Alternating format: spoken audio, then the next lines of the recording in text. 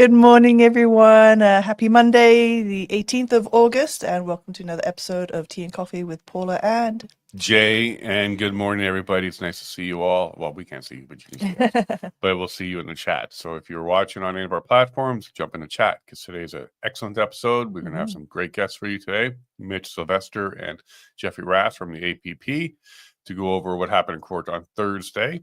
And today's the day. Will Paula Jay make it or not? He's going to make it.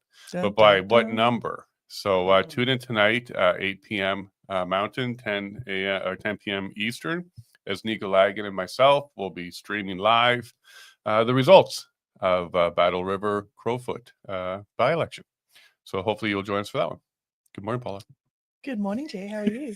I think you're right. It is going to be a given for Pierre, but again, the numbers would be interesting. The final numbers would be interesting. I hope people are going to be sending a message. You're moving away from the mic, but yes, if you recall, Damien got 83% during the general on that particular riding, right? And I think anything below that is a small referendum on independence in Alberta, because Pierre is a nationalist. The conversation wasn't going on at the time of the last general election, and what we're looking at here is it's not going to change government, so there's no splitting the vote argument here. So people could take a chance on the candidate that they believe is the right one for them and put their vote there. And I think it's going to be a mini referendum on whether or not Pierre is supported here in Alberta versus Damien, who was very supported, and what the people over in that riding, because it's very separatist, independent, sovereign part of Alberta, especially from Drumheller. So we'll see what happens. Yeah, you're right. Like I said, send a message. That's all I'll say. Send a message, have a go, because there's a bigger conversation going on whether or not, other than, Pierre getting a seat. It's a bigger message, bigger conversation to be had. So go ahead and, send a message out there, folks. Absolutely. And Friday was a busy day. So after we had our stream, Dr. Michael Wagner came by the studio and I recorded with him. Excellent episode. So please stay tuned for that one. It's going to be coming out in the weeks to come. The reason why I really enjoyed that one is I love history. So Matthew Ehret, he did a great Canadian history where we touched on how Alberta joined Canada, or was pulled into or purchased or dragged in, however you want to use the term there. And what Michael broke down a lot was from 68 and on, when Pierre Elliott Trudeau, the first one, really set the stage for Canada's attack on Alberta. The 1980 election was against Alberta. That was basically the Liberals' campaign message, was we're to put Alberta in its place. Screw the West, take the rest was the mantra. It was what they were saying at the time, and on. So he takes us through every single piece of why is it that Alberta is under attack from Ottawa, and why we should be long gone by now. But it's an excellent episode, so stay tuned for that one. Great, looking forward to it. And then Michael and I went for dinner with his wife, and then he was the guest speaker for the APP event in Breton. Yes, go Breton. Go Breton. Thank you very much for putting on that event, staying strong to have it hosted at our local community center. So yeah, I was very pleased that went ahead, and I know the people that went said it was very successful. It was highly successful. So there's 550 people in Breton. That's our population here. Right on, I'm going to break 600 one day. And 150 people or so showed up. So a large percentage of the town, community, the village showed up. And it was good. There was excellent questions from people. And by the way, I posted this. Oh, we lost that camera. I posted this on our platform. So that's not even me. And what's going on is a lot of great questions. Okay. So some of them we've heard before, but at the end of the day, Albertans are really getting into the idea of why we should. And I do believe that every day that goes by, every town hall that goes by, more people are added to the list of ready to go. Because they're getting educated, they're getting true information. So for sure, yeah, I would definitely agree that I think more people not necessarily can be swayed, but can form a honest opinion and a clearer opinion because they are now hearing what's out there and not the hearsay or not the rumors. So I really think if there is going to be a town hall, a local meeting coming up near you, wherever you live, just take the hour to go out and attend it. And it gives you the opportunity as well to go ahead and ask the questions you have, because there may be something, and there's no such thing as a silly question. A lot of the questions some people have had is, well, what about our pension? What's going to happen about our resources? What about the taxes? What about this? What about that? My passport? All valid questions. Some may not be able to, honestly, they can say they can't be able to answer it today or even tomorrow. It will get answered though, but the initial concept right now is, are we happy as Albertans in Canada? And I think that's something we need to sit back and address and think, well, am I? I know things are okay for me, but truly, like when you think about what's going on, and if you're able to get that information and see, because you may not be aware of a lot of stuff, are you then happy with that? This is why I love you, because you can chat. There we go. We got the camera back. There you go. Good job, Paula, for that. No, I agree. The more these town halls are happening, the more people are getting interested because they're getting their answers, the questions answered, which is really important. And the pension plan didn't come up by this particular one, I don't think, but Michael talked about it a little bit. But how does the new government work? What are the steps? How much will it cost? Those questions came up. So check it out. You're on my platform everywhere. Also freedomcalendar.net with Max. He put his up as well. And thanks to Max. I was gonna say, yeah, shout out to Max who goes to all of these events and streams it. Like he's making sure again the information gets out. So thank you very much to Max from freedomcalendar.net. Yeah, and he puts his e-transfer down on his streams. He's not paid to show up at these things. And he uses his own gas, his own time. So thank you, Max, for doing that work. I really appreciate it. Yeah, for sure. And I think I'm quite pleased because we know of a couple who attended. And I think for them, it was just a gentle information finding session for them, because they seem to be on the stance of, no, they want to stay in Canada. No problem with that at all. Form your own opinion with the information provided. So I was really pleased to hear that they came out, again, just to get some information, even if it doesn't sway them. Just know at least all the information's out there so you can make an informed decision. This will be the couple from church, the beautiful couple. Loved it. Oh my God, they're amazing people. They're good friends. And there was another couple from church who are ready to go. So I walked up to a couple, like a lot of church friends showed up there. Yeah. Walked up to a couple, like, so what do you guys think about this? And I look over to the wife and she's got an APP shirt on. I'm like, oh, we know where you're going. She's like, we got to go. We got to go. Yeah. It was great to see those people as well. Some familiar faces. Friends came from all the way from Duffield to attend this one. And there's a lot of new faces. Yep. We had some people come from Leduc.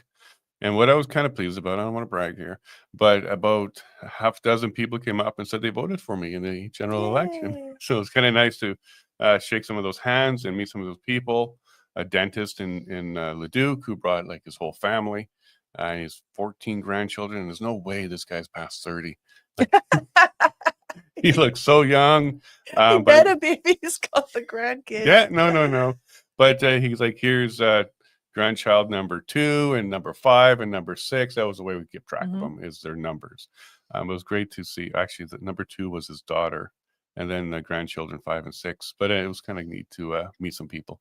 Yeah, no, and so I think for me, it's nice to hear that our little community had such a decent turnout in comparison to, like says, the population. So I was really pleased to hear that, because if it's happening in our community, it's happening in others. So there's no such thing as, oh, people aren't talking about it or there's no momentum. Of course there is. It's an important issue. So people are not just going to sit by and just whatever. No, they're going to get involved. So I'm really pleased. Good job, Alberta. Yeah, big shout out to Marvin and Melita, who is from the APP, who helped put that on. And then to the organizers, I don't know if their names are public or not. So. But to the gentleman in Breton and the young lady that we know who helped set that up, get the venue going. And then another big shout out to the village of Breton for not canceling and not caving to that pressure. Yes, great job, Breton. Really proud of you for that. Yeah, you couldn't make it. No, I couldn't make it. I was watching the kids. What else was I was doing something? Oh yeah, I was putting the show on. Sorry, Yeah, you everyone. did the Yes. stream. So put the camera on me. All right, folks. Jason set up the stream, and while I was at home, I put it on while he was at the event. Apologies for not putting it on the full screen so you guys could get the benefits of it filling your TV, your phone, or your laptop, your iPad. But yes, I didn't push the full screen button. But I think we all got to still appreciate what Michael had to say and the questions that were asked. Yes. She learns from mistakes. It was not full screen, but what are you going to do? Exactly. We all learn from mistakes. Like we're people, but I appreciate the fact that I could have pushed the full screen button. Now, to all of those listening on the podcast, you won't notice anything. You don't need full screen, but we're doing our best to try and get this out. And we also restreamed the Edmonton panel for on Saturday, right? Alberta Next. So if you didn't catch that yet, go ahead. You'll find it on our panel, our platform, sorry, not panel. And listening to it a second time, because when you're there, you hear a lot more. You know, the audience, there's some people in front of you heckling and some jeering and cheering and all that kind of stuff. But then listening to what actually made it on the stream, it's a little bit different. So you guys didn't get all of the swears and all of the people yelling, because there's no microphone like in the crowd. But what I did get the second time around is I got to hear more of what was being said, because some of it was being drowned out. What I have noticed on the media about this is they're really just harping on how it kind of fell apart. They're not even talking about some of the answers, some of the things that the panel's looking into, the 6 questions. Look over here. Yeah. So as we had our breakfast, I think it was Saturday morning. It was Saturday morning. They were playing it on the screen, on the news, and just a little ticker thing. Just talking about how it just fell apart. Now, it wasn't Danielle Smith's fault that it fell apart. It wasn't the panel's fault that it fell apart. It was the rowdy people who showed up for their 15 seconds of fame and then left. And I don't know how productive that is in their community, but that's really what the media is focusing on. Not the main questions, not the purpose of the panel. They just gave them bragging rights. Hey, look what I did. And hey, that was me. But again, you're taking away from the actual substance of the event. Right. Where I'm going with this is the media, though. If you look at their coverage of it, you would think nothing of value came out of it, which is unfortunate. So if you haven't seen it, go to our platforms. You can find it there. And we got permission to restream it in full. So I'm a little pleased about that. Yeah. No, I even saw some headlines, and it was along the lines of, Danielle Smith has to deal with hecklers at Alberta Next event. And I'm like, that's all you're saying. She just had to deal with hecklers, not the actual event itself and why the event was on. So, yeah. Oh, good. So the reason for today's episode, or our guest for this episode, is on Thursday, and we'll get into the details with Mitch and Jeffrey. There was a decision of the court, and it wasn't because the reason why we're doing this. Oh, look at you put the thing up. It wasn't because the application got thrown out. Okay, but the reason why I posted on the weekend and reached out to these gentlemen to come on today is, once again, there's misinformation. This exists, misinformation. The misinformation is that their application for the question was tossed out, and that's the end of the application for the question. That's not true at all. Right. It's being mixed up. There was an application to stop the proceedings in court because it's really irrelevant. Don't know why it went into the court for a couple of reasons. One, the Clarity Act says it's illegal. So go ahead and ask a referendum question. So the process has already been allowed by the Supreme Court of Canada.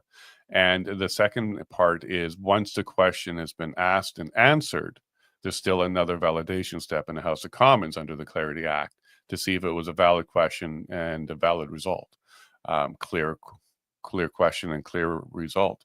So why the Alberta courts are getting themselves involved? Well, they're not the ones. It was the application by Elections Alberta.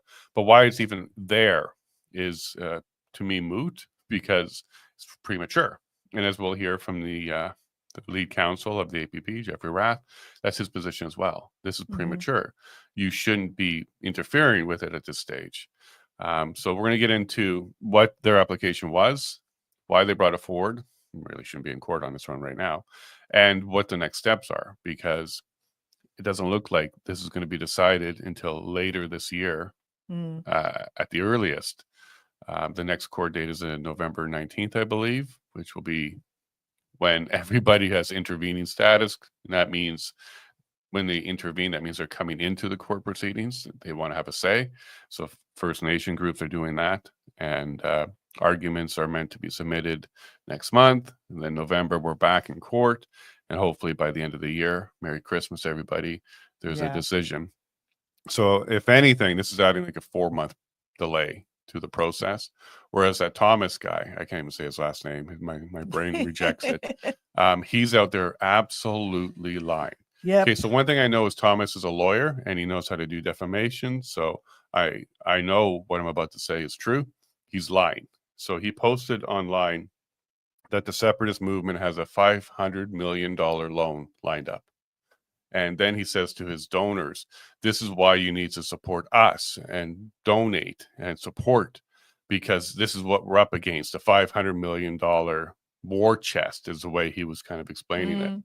So I saw that. I'm like, what the heck is he talking about? Because I don't know of anything about that. Anybody getting a loan? APP certainly is not. So how much again? 500 what? Million. We could start our own country with that money. We don't need to go through the court. Well, here's the thing. No, that would be the process.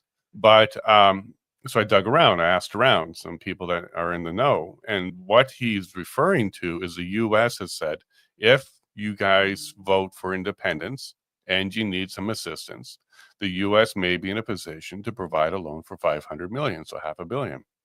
So what Thomas did is he didn't tell his audience that.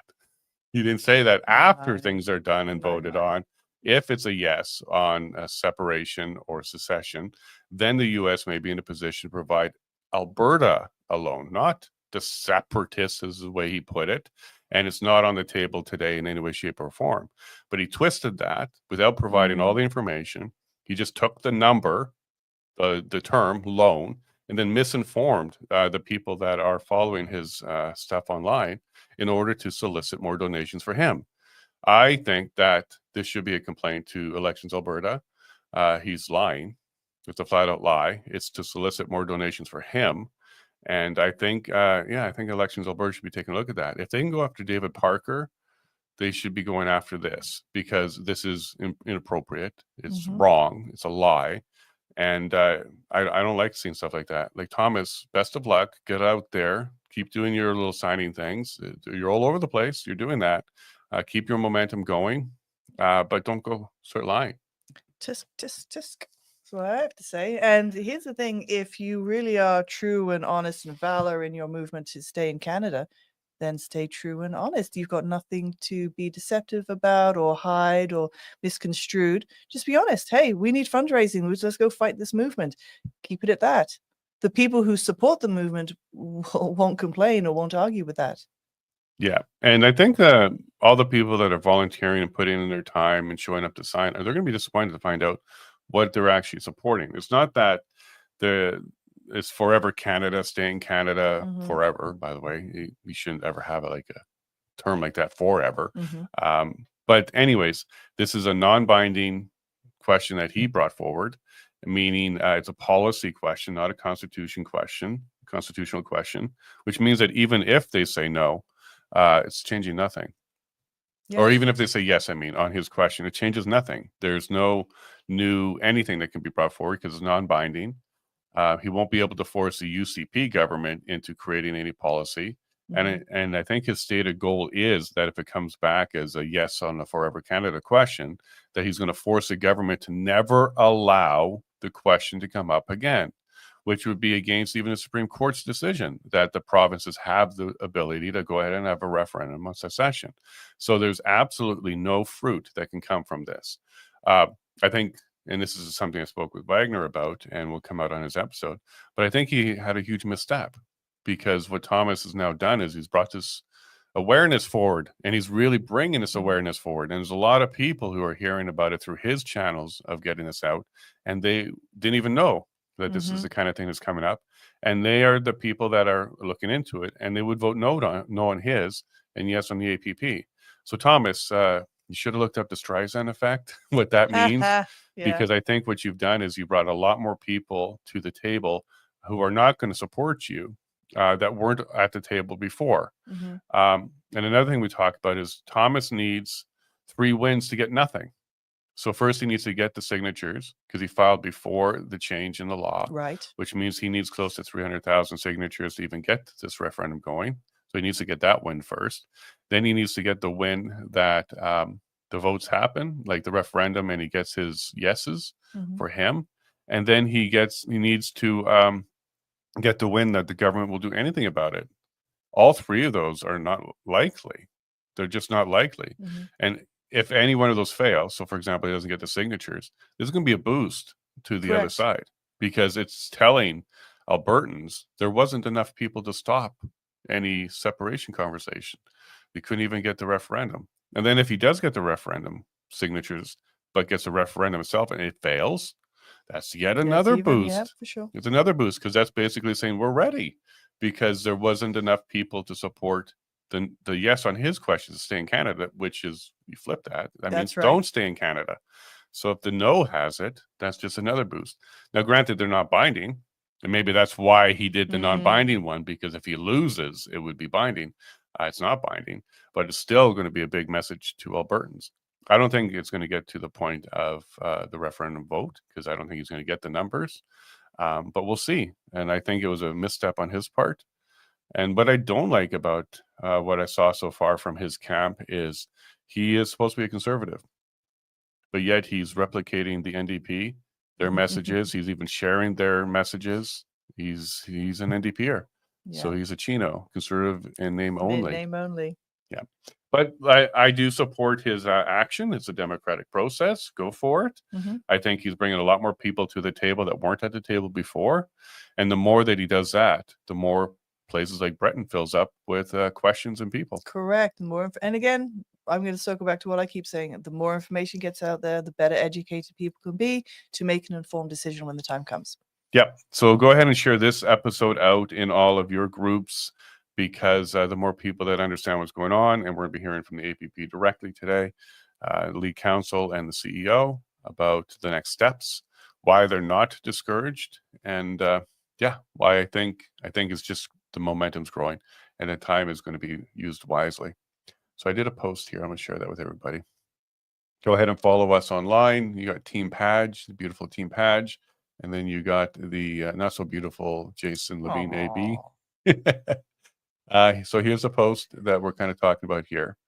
And this was in response to a lot of people online saying that the APP's question is dead.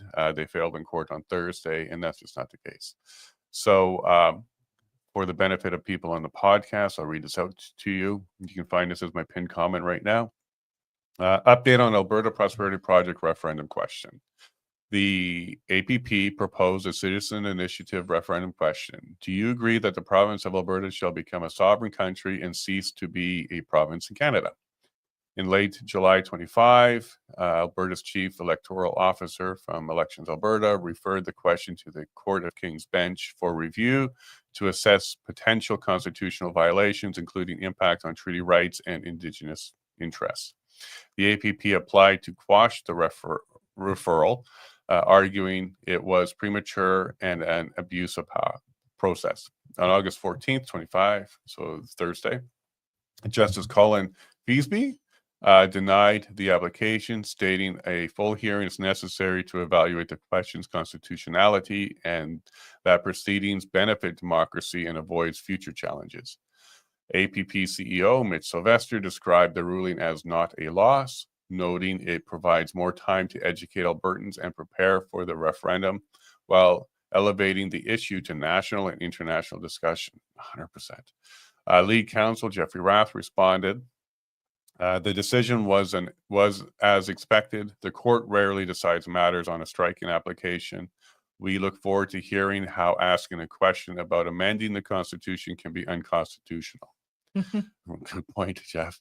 Written submissions are due September 25, and the next court date is November 1925, with a potential ruling by year's end. And then join us now. So in a few minutes, they're going to be joining us on the next steps. And then, as Keith Wilson noted, The path to independence is a marathon, not a sprint. So go ahead and follow us, share that out, put it into the group that you're part of. And let's get the information out because it wasn't killed. The referendum question is still on the table. And if anything, it's just going to provide more time for more people to understand what's going on, a little bit more national spotlight and international spotlight as well on it. And so I don't think there's really anything bad other than it may be late spring, maybe even early summer before this question hits the people. But it's going to happen. It's going to happen. And again, it doesn't matter what your final decision is, but it's something that needs to be brought to the people. And be informed. Don't go on hearsay. Read as much as you can. Watch as many things as you can. Go out to as many events as you can, so you really can be fully informed. Because yes, it is discussing Alberta's future. So, yeah. Yeah, and here we go. I see Jeffrey Rath is with us right now. We'll bring him on in just 1 minute there, Jeff. And what we saw with Betty Carbert, and this is probably very indicative of a lot of people in her position. She was a no. We should not be separating until she went to the Lethbridge APP event. And then from there, she gathered information. She heard what had to be said, talked to her neighbors, and she came back a strong yes. We absolutely need to be separating. So kudos to the APP for getting out there, get the information out there, because the most important part is to be informed. Don't just fall for the media saying they lie to you, okay? Go and have a conversation with your neighbors, listen to what these people have to say, make your own mind up. And when you do, 9 times out of 10, you will change your mind. Because it's for what's best for Alberta. Yeah, I think so. So let's go ahead and bring Jeffrey in. He's a very busy man. Good morning, sir. How are you doing today? Good morning. How are you? I'm very good. We're hanging out, having a great conversation, and thank you for your efforts. And good morning, Mitch. Right on time, my friend.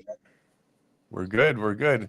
So, gentlemen, what we just did before you came on is we went through my post and we talked a bit about what was going on Thursday.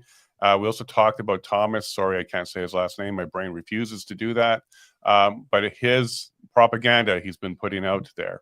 Are you familiar with this, Jeff, that Thomas is saying that you guys have $500 million war chest to go ahead and do this? He's just a complete moron, to be honest. I mean, we actually now refer to him as Little Tommy Nothingburger, right? Because that's how the judge refers to his petition, and I'd like to get into that in a little bit. But no, that's completely false. You know that we don't have a $500 million war chest. Everything that APP is doing, and Mitch can speak to that probably better than I can, comes from grassroots donations at town halls, and otherwise. I mean, we're obviously all running this on a shoestring. I can tell everybody categorically that I have not ever once submitted even an expense request from APP for gasoline or mileage on my vehicle, putting on, and Mitch as well, putting on thousands and thousands, tens of thousands of kilometers on his vehicle, running from one end of the province to the other. So, better question is, where's Little Tommy getting his money? That's, the typical with all these lefties, when they accuse somebody of something, you better start looking at them for whatever it is they're accusing you of, because you know damn well that they're the ones that are doing it, but who knows? Absolutely. Now, Mitch, I watched Little Tommy, as Jeff says here, his video on Facebook, and what he was doing there was saying, he goes, a separatist, so he didn't name you specifically, maybe he's staying away from defamation there, because the separatists have negotiated a $500 million loan, and you better help support him through donations, because that's what he's up against. So you can see how he's soliciting here. He's soliciting on false information. $500 million. Yeah. Well, I'll tell you a secret. I wish I did have that actual amount of money. That would make things quite a bit easier. You'd see quite a bit more media presence from us if we had $500 million. I'll promise you that. There would be lots of things that we could do on a much different scale if we had, even 2% of that money. Really. Yeah. So that's what you're up against. Well, not even up against. But again, there's something really interesting that people need to understand, right? So Little Tommy Nothingburger is running a scam on the citizens of Alberta right now. That's all it is. It's a scam. They have a sham petition that's not legally binding, that the court has referred to as the court, not this. These aren't my words. These are Justice Feasby's words. have referred to Little Tommy's petition as a legally irrelevant nothing burger, right? So what they're doing, and it's actually kind of interesting, and I actually heard Tommy bragging about it to the media outside the courthouse in Edmonton. They're engaged in a process of micro-targeting people, right, to show up in flash mobs. So these lineups to sign their petitions are effectively flash mobs that show up for a photo opportunity somewhere, and where they all, either sign or pretend to sign, this petition. For all we know, it's the same people over and over and over again, right? To sign this phony petition. And I actually saw one in Kensington the other day. I personally witnessed this, like out of nowhere. My wife and my daughter and I were going for lunch, and out of nowhere, all of a sudden, this lineup appears on the sidewalk in Kensington. And then there's somebody there, taking signatures down on a clipboard. And then by the time we were finished lunch, and it wasn't like a 3-hour lunch, it was probably more than 45 minutes to an hour. By the time we were done lunch and got out of where we were eating, the lineup was gone, right? So it's really interesting what they're doing. I mean, they're actually pretending like they've got all of this support, and people are lining up around blocks to sign their petition. But they've got these flash mobs of 100, 150 people that will show up. To line up in these lines and then either sign or pretend to sign these petitions so that they can pretend that they've got support and momentum and probably fundraise around that or whatever it is, right? Or for that matter, from to try to dishearten, people that are in favor of independence or whatever by pretending they've got all this support. But it's all phony. It's all just like everything Tommy does, from his stupid little overpriced halal mortgages that the Muslim community wants nothing to do with because they understand that they're literally twice the cost of a normal mortgage, and are being promoted by, people that are, within their own faith or haram, right? So you've got these infidels, selling them a product that, that makes no sense from a financial perspective. And certainly even the most ardent Wahhabis from Saudi Arabia don't have problems with Swiss banks and Swiss bankers and lending money in the normal context. But, little Tommy and his business partners think they found this niche that they can make money off of the backs of people that are really gullible. It's the same thing with this whole Forever Canada nonsense. It's just, selling gullible people on the idea that anything that they're doing is legally relevant. Like, so he's running around the province telling people that somehow or other his petition is going to block Mitch Sylvestre's petition. Well, the one thing that's crystal clear from these court proceedings, and for that we're very helpful, or very, we find the proceedings very helpful. What's really clear is that there's absolutely no way that our questions are the same, because our question is so legally concerning that the court has now scheduled, a 3-month hearing process that's going to culminate in hearings on the 19th, 20th, and 21st of November, where the court has invited interveners and university professors and all of these people to try to explain to the court how a question seeking to amend the Constitution of Canada can in any way be unconstitutional. I mean, according to all the interveners, you could never amend the Constitution of Canada because amending the Constitution of Canada would be unconstitutional. I mean, it's 35 years almost, or 34 years of constitutional law. This is one of the strangest court cases I've ever seen. Well, I think they should be getting ready for a big loss, because the Supreme Court, with the Clarity Act, already said you go ahead and bring the question forward and it could be challenged in the House of Commons after a successful result. So I think this is very premature for them to try and even stop or interfere with at this stage. I'm expecting a win on this one. So Mitch, what isn't a flash mob is what happened in Breton on Friday. A town of 550, and it had 150 people show up and fill the room. I saw in Calgary, standing room only, all over the place with these town halls. People are showing up, sitting down for a couple hours, asking questions and listening to information. And these aren't flash mobs. These are people that are actually showing up. So I think you got some great momentum here. How's it been going for you as you're still driving around on that truck, filling up those kilometers on there?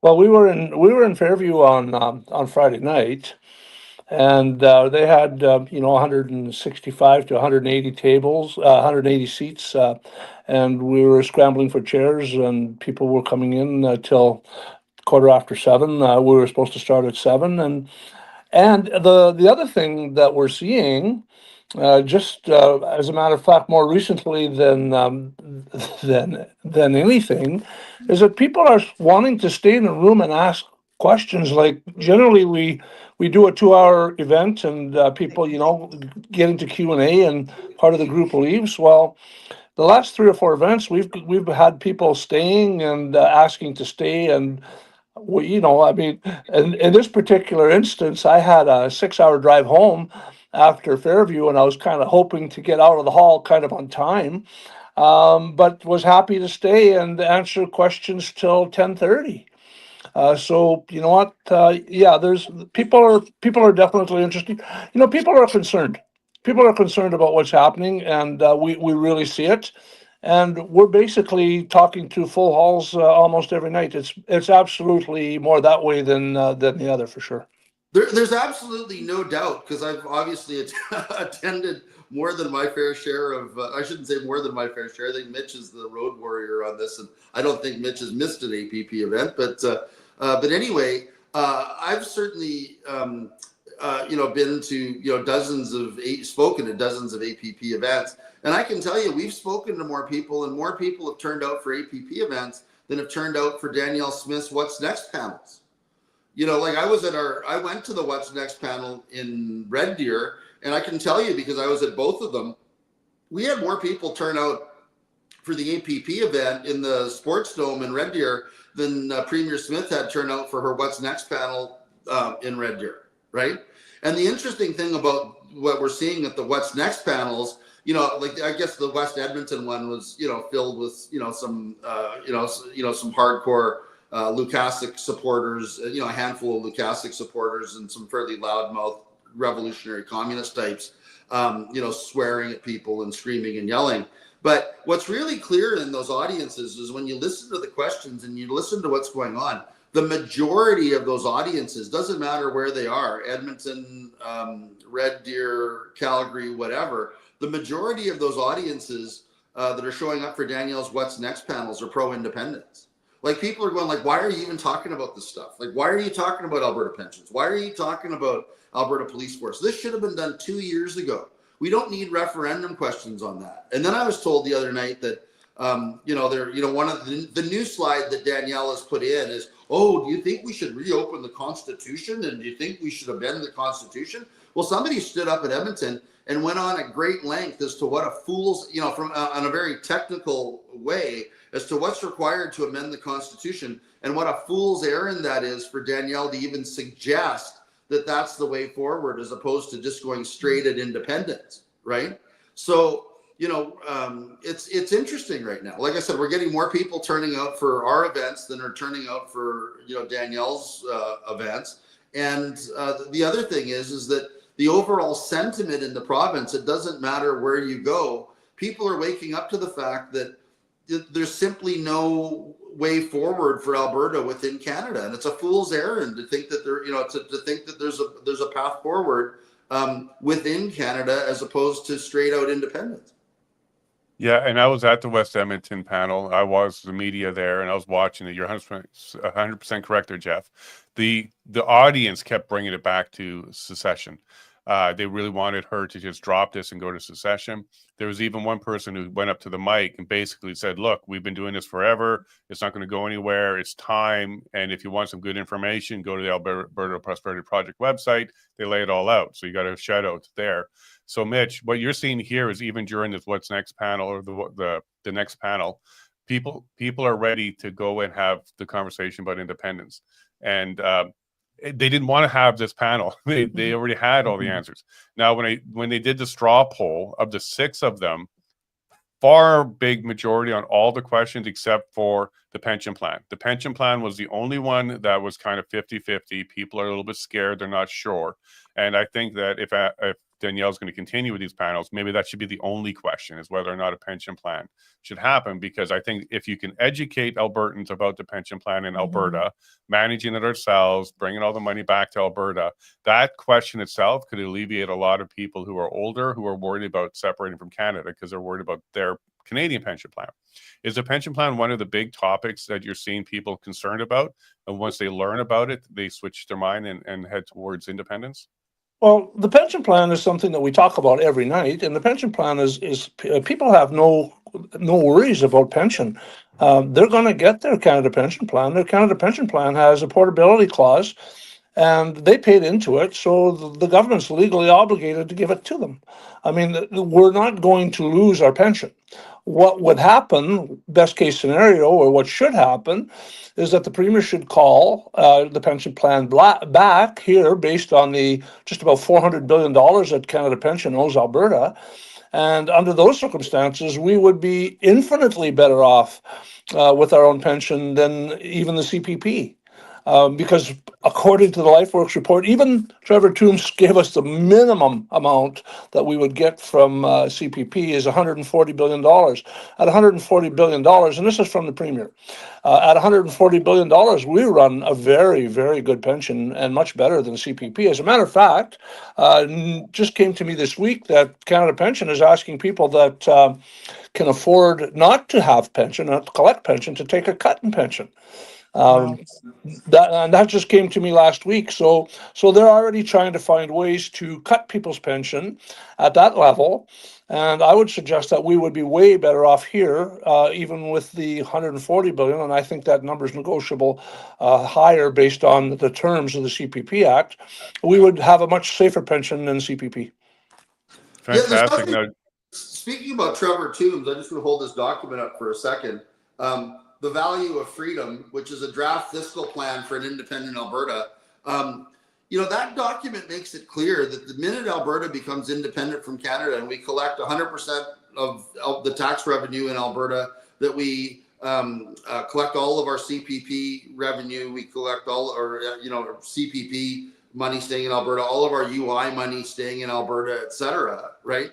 That Alberta is going to have a $30 to $50 billion a year fiscal capacity surplus immediately upon independence. That's what this document says, right? And that document's available for free to download at albertaprosperityproject.com. And it's really interesting. Trevor Toombs himself, put out some sort of criticism of the document. But the funniest thing is if you read his criticism of the document, it's clear that he didn't read it. Like, he's criticizing the document, saying, "Oh, they're taking pension revenue into, pension income into revenue." That's not true. The document expressly says the opposite. He also says that somehow or other that the document itself doesn't take into account the loss of federal transfers, which is actually the stupidest thing that you could possibly imagine. The whole document is based on the fact that we send $70 billion a year to Ottawa and we only get $25 billion a year back in federal transfers. So when we talk about, fiscal capacity surplus, what we're talking about is, using money that we're otherwise sending to Ottawa, collect it in Alberta, stand up an Alberta, defense force at 3% of GDP with $1.5 billion startup, startup cost. Tripling the spend on Indigenous people, in the province to lift them out of the, the abject poverty that Canada has left them in. I don't think most Albertans realize that under Canada's, stewardship of Indigenous people in this province, that Indigenous Albertans have a life expectancy 19 years shorter than non-Indigenous Albertans. Think about that for a second and how disgusting that is, right? Thanks to this so-called, federal government of Canada that supposedly does such a great job for, for people, right? And again, we're, our challenge to the, to the chiefs that don't understand what we're doing, is to read that document and to internalize the fact that they're going to be far better off in an independent Alberta, with an independent Alberta recognizing, their treaty and Aboriginal rights, than what's going on with Canada, who's been ignoring their rights for 150 years and has left them in the, in the state of destitution that they currently reside in. So, again, I would ask everybody to go to albertaprosperity.com, download that document and read it, and understand that nobody has been able to put forward a meaningful challenge to the numbers in that document in terms of how much better off Albertans are going to be post-independence. Every Albertan, in year one of independence would be looking at a 30 to 50% cut in their income tax rates. or their overall taxation rates. And then by year 5, I think it's realistic that we could have 0 income tax in Alberta. That's the value of freedom. That's the value of Alberta independence that we're talking to, the citizens of Alberta about. And nobody has put forward a realistic challenge to those numbers, other than snide, sort of backhanded misinformation, like that of Trevor Toombs, who everybody needs to know lists on his publicly posted conflicts of interest that he's an actual paid consultant or paid economist to the federal government. Much like, little Timmy Caulfield on vaccines. Well, Trevor Toombs is kind of the federal, economic equivalent of Tim Caulfield, running around the province, spewing misinformation, on behalf of the federal government. So, I just like everybody to internalize that. Well, and I would great like to add one thing to that. The other thing that's not coming into that money report is the fact that the government's trying to cap our industry and sabotage everything we do. So the real danger, and another real danger, is that we're going to go steadily downhill from here. There's no doubt. Like the unemployment rate in Alberta now is approaching 8%. Think about that. Mm-hmm. That's all thanks to federal policy. 8% unemployment in Alberta. And then we have 8% unemployment in Alberta. They're still flooding us with, people coming from outside of Canada on, so-called temporary foreign worker permits. They've lost 5 million of those people, in Canada. You have to ask yourself whether they're cutting back on CPP because they intend to start giving CPP to all of these immigrants that flooded the country with that haven't paid a nickel into the program. The country's on the verge of bankruptcy. And I mean, all these people that think, Alberta independence isn't the least bit realistic. Well, wait until we're at Q2 of 2026 and the unemployment rate in Alberta is at 10%.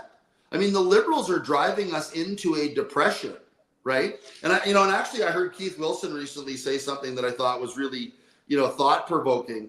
And that is, ask yourselves why Mark Carney is provoking this stupid elbows up fight with the government of Canada, right? He's basically trying to go the route of Venezuela. It's like the economy's in the toilet. Carney's almost directly responsible for everything wrong with the Canadian economy. He was Trudeau's #1 economic advisor. He literally had, was running Trudeau like a puppet with his hand up Trudeau's bottom, making his mouth move, right? For the whole time that Trudeau was prime minister. The economy's in the ditch, and there's no hope that it's going to turn around in the next 12 months. Think about how easy it's going to be to get a yes vote in Alberta when Carney's going to be trying to seize everybody's guns in October, when the economy is completely cratered by by Q2 of 2026, and we have a 10% unemployment rate in Alberta. How do you think Albertans are going to vote then? 100%. And Mitch, one of the things you said after this decision came out was it's not a loss. It just gives more time for people to get educated and more international and national attention on that. And what Jeff is pointing out here, your best PR firm available, maybe give your $500 million to Carney because he's doing a great job to go ahead and set this all up for you. Every time he brings a new policy out, a new ban, and another thing that goes against Alberta, your numbers are going to go up. So I think you might be right. It's not a loss. It provides more time for people to understand what's going on here. Well, for us taking, we were expecting to be on the timeline that we're currently on when we first started this project, basically. Like we weren't expecting to be voting, to be collecting signatures much before, October, November of this fall anyway. So that this is going to delay us probably 30 to 45 days from what our original plan was. When the other motion came into play, then that made everything, fast-tracked everything for us. We got, we accelerated our timelines and did that. Now, this is just kind of basically going to bring us back. But that being said, by accelerating our timelines, we're much readier than we thought we were going to be, at this point at any time in our, in our conversations with our internal conversations, thinking, when we were planning out how we were going to have to break the province up and how many canvassers we were going to have to get and how many regional leaders we were going to have and all that manner of stuff. So we're preparing. for that. And this extra 2 or 3 months is going to allow us to make sure that we're absolutely rock solid in that area. And when they drop the writ, so to speak, we will be prepared to collect our 177,000 signatures for sure. You know, the other one that I want people to internalize as well is how like, what are Albertans going to think about their place in Canada when, you know, again, Mark Carney has doubled down on that stupid EV mandate. I mean, everybody saw that, and I thought that slide of Premier Smith's was really helpful, that, you know, Alberta, you know, basically is going to need 25,000 electric vehicles, was it a month, you know, to meet, you know, the EV mandate that, you know, that Carney's, you know, placed on car dealerships in Alberta, and there aren't that many vehicles being produced in Canada. You know, I mean, I know people that own car dealerships and run car dealerships, right? And they're telling me that, you know, that a lot of car dealerships in Alberta are going to be facing bankruptcy if they are forced to buy 20% of their inventory in the form of EVs that nobody is going to want to buy or nobody's going to want to own and operate. I mean, let's face it. I mean, every car dealership in rural Alberta every year is going to have 20% of its inventory in EVs that nobody's going to buy. Because we all know that if you live in rural Alberta, you know, you drive, you know, 200 kilometers a day, you know, easily, you know, just going to work, you know, doing your family shopping, whatever it is. And you're not going to be doing that at minus 40 in an electric vehicle. There's no way in hell, you know. So, you know, basically we've got this situation where Carney's going to be bankrupting car dealerships all over Alberta. Albertans are not going to be able to buy new vehicles when, you know, they need to replace the vehicles they have.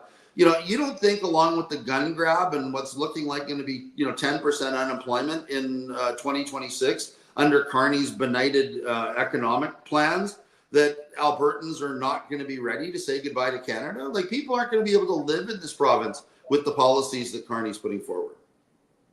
Correct. And what's happening too is because of these town halls, people are definitely changing their minds. So I don't know if you guys, gentlemen, watched our Thursday episode, but Chris Carber, you know, one of the Coots guys who's out on bail right now, his mother was against leaving Canada. And she was firm on that until she went to an APP event in Lethbridge, talked to some people, listened to what was being presented there. And now she's a firm, yes, we need to leave. So Mitch, are you seeing this happen a lot at these events that you go to? People are showing up undecided or even against the idea, and they're changing their mind as they get more information? We have those conversations every single night. People walk up to us and say, "Hey, I came in here not sure. I'm leaving 100% sure." And we have many of those conversations every night. I think that the biggest problem is lack of information.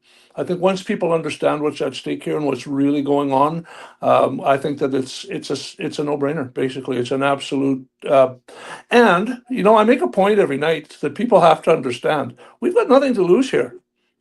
And the reason I say that is I'm very confident that they will take us back. Not that we will ever come back, but the whole thing is that we have absolutely nothing to lose. We are the engine that drives the economy of this country, and we're in total control of this process. If we want to leave and test the water there, and I believe that once we get a taste of that, we'll never, ever even consider that coming back. But I also know that they will take us back with open arms gladly, should this go the other way. And I can't think of any possible way that it could. So what I'm thinking is we're in a no-lose situation, period. Like, there's absolutely no way that we can hurt ourselves here. Okay, so Jeff, now the legal side, so you guys have till September, plus the interveners have till September to submit some written submissions here. Now, you've worked a lot with Indigenous and First Nations. A large portion of your career has been working with and supporting them and defending them. What possible argument could they have that could be persuasive other than they just don't want this to happen?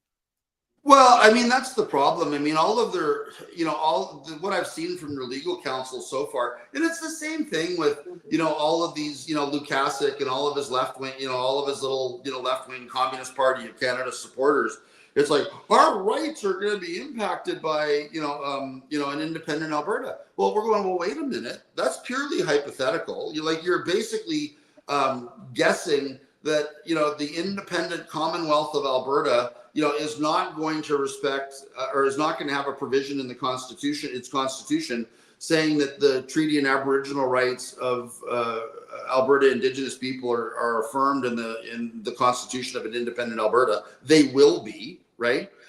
They have to be, just as a matter of law.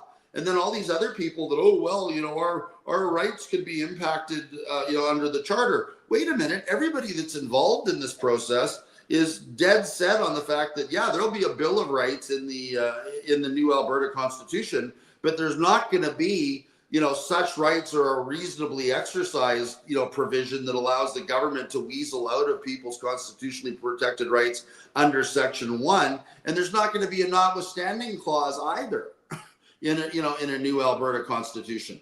Albertans, want a life free from government interference, and they want actual rights in their Constitution, not rights that are subject to the whim of government, right? So all this suggestion that somehow or other people are going to have less rights in an independent Alberta, is simply incorrect. And then, this suggestion that somehow or other the mobility rights of Canadians could be impacted, by Alberta establishing a border. Well, I guess that goes with the territory. What can we say? We don't want people coming from the Maritimes, Ontario, Newfoundland, and other places, with lengthy criminal records, from everything from bank robbery to child molestation, coming to Alberta freely. And I mean, and again, think about the cases before the court. The government of Alberta tomorrow could propose an amendment to the Canadian Constitution to amend the mobility rights provision of the Constitution of Canada, the Charter of Rights, to prohibit people with criminal records for, armed robbery, murder, child molestation, whatever it is, from moving to Alberta. They could propose that amendment. Is merely proposing that amendment to the Constitution unconstitutional? Does it infringe the rights of child molesters, let's say, to pursue a legally mandated constitutional amending process, right? I mean, the whole notion of, that this case is moving forward, this reference is moving forward with, in the Court of King's Bench of Alberta, for me is based on a false premise that effectively says that you can never amend the Constitution of Canada if you're seeking to amend, any right in the Charter of Rights and Freedoms or or otherwise, right? The whole thing to me, seems a little bit silly. And I think the only unconstitutional thing on the table right now is the attempt by Forever Canada to remove any attempt to ever have these conversations. I think that's unconstitutional. Well, that's the whole thing, right? And you look at the secession reference from the Supreme Court. It sets out a process under which these discussions have to happen. The Clarity Act does as well. First Nations people have a constitutionally mandated place at the table by the Supreme Court of Canada and under the Clarity Act. So for me, all of this, is, this whole reference is taking place well prior to, the time that's been scheduled for this conversation to take place. But we're happy to have the conversation and and have this discussion with the court and have this discussion with Indigenous people in the province to have them understand that they're going to be far better off in an independent Alberta than they would be remaining in Canada. I mean, my challenge, to the chiefs and all of the Indigenous people that are upset about the idea of Alberta leaving Canada, what the hell part of, we're no longer going to be sending $15 billion a year to Quebec, and we're going to keep that money in Alberta and use a substantial portion of that to the betterment of your communities by setting up educational endowments, housing endowments, economic, development endowments, so that, you'll have these funds that are going to grow every year. And you're no longer going to have to go on bended knee to the government of Canada saying, please, oh great white father in Ottawa, can we have some money? Our people don't have proper housing. We don't have clean drinking water. Our children are falling behind in school because of the substandard education being provided on reserves, et cetera, et cetera. Like, for the life of me, I can't understand why any Indigenous person in Alberta would think that they're not better off in an independent Alberta than under the present regime that has them living 19 years less on average than the average Albertan. Well, gentlemen, that is our time. Thank you so much for your time. We're going to have you back again in the near future as we make our way through September, October, and get closer to that court date in November. Keep up the good work. And Mitch, it's a good thing you don't have an EV truck. I don't think you can do your 6-hour drives if you have that. So. Yeah, and I don't fit in them. But isn't Yeah. isn't that the whole point of this, right? I mean, they want all of us locked in and they don't care that there aren't enough vehicles for us. And I know we're out of time, but they don't care that there won't be enough vehicles. I mean, they want Albertans stuck in their little 15-minute cities with all of the traffic light cameras with license plate readers that all the bureaucrats have already put in place and pre-positioned, so that anybody that doesn't have adequate social credit points isn't going to be able to leave their little neighborhood, or alternatively, they're not going to have the vehicles to do it because there aren't going to be vehicles available for purchase when half of the car dealerships in Alberta or more, are bankrupt by the spring of 2027. 100%. So I mean, that's the future Carney wants for Albertans.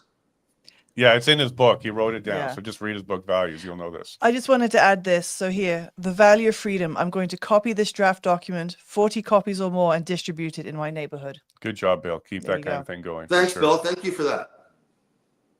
All right, gentlemen, we're going to run. And it was really great to see both of you. Keep up the good work. And the showing here in Breton, small town of Breton, 550 and over 150 people showed up. Your message is getting out. Minds are changing because they're being educated.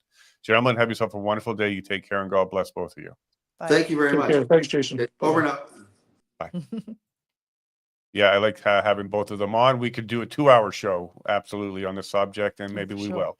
But thank you, everybody, for hanging out with us today. It's going to be a long day for us. We've got to get going. And thanks to Jeff and Mitch for showing up and having a conversation with us. Yep. Hope everyone has a fantastic day. And see you tomorrow morning. Bye from me. God bless.